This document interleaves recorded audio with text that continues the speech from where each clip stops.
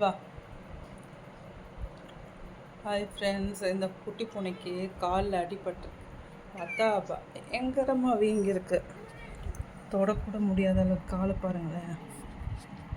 அப்படி ஊன முடியாமல் நேற்று ஏதோ சின்ன காயமாக இருக்கும் போல், விழுந்துருச்சு போல். அதுதான் நடக்க முடியல நினச்சா, இன்றைக்கி அவ்வளோ வீக்கம் கத்திகிட்டே இருந்துச்சு. அப்புறம் ஹாஸ்பிட்டல் கூப்பிட்டு போயிட்டு பாருங்கள் எவ்வளோ வீக்கமாக இருக்குன்ட்டு. அப்புறம் ஹாஸ்பிட்டல் கூப்பிட்டு போனோம். ஹாஸ்பிட்டல் கூப்பிட்டு போனதுக்கு ஊசி போட்டாங்க. குட்டியில் இந்த சைடு ஊசி போட்டாங்க.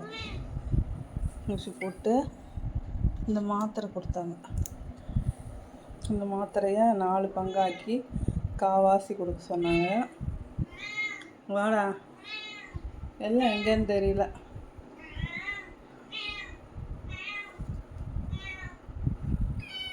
அப்புறம் இந்த இது எழுதி கொடுத்தாங்க. இந்த அது என்னது ஏதோ இது மாதிரி இந்த தைல மாதிரி இதை போட்டால் அந்த வீக்கத்துக்கு போடுங்க.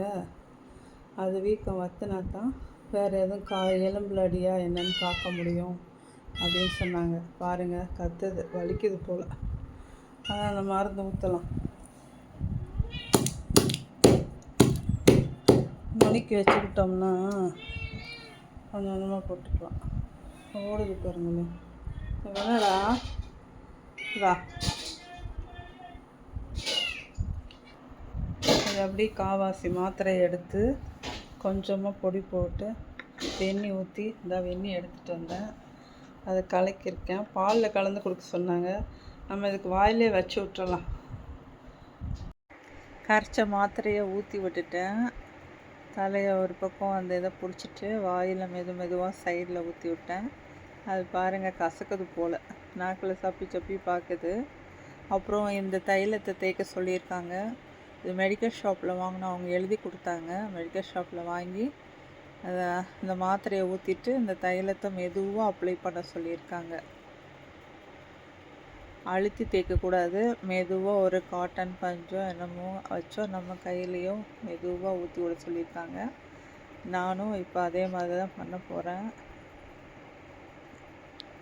ஊசி போட்டதுக்கப்புறம் அது கொஞ்சம் வலி பரவாயில்ல. அது வலி தெரியாது. ஒரு 2-3 மணி நேரத்துக்கு வலி தெரியாது. ஊசி போட்டிருக்கனால ரொம்ப வீக்கமாக இருக்குது.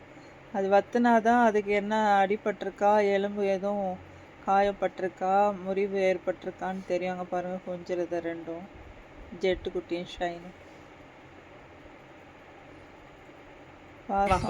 நைட்டெல்லாம் ஃபுல்லாக முழிக்கவே இல்லைப்பா. அப்படியே படுக்கவே இல்லை. அது படுக்கவே முடியல.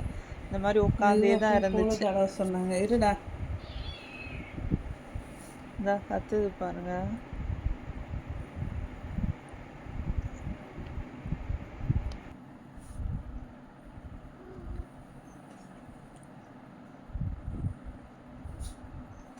இது தடவும்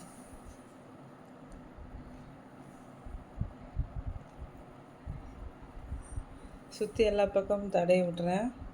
வச்சுறேன் ஃப்ரெண்ட்ஸ்.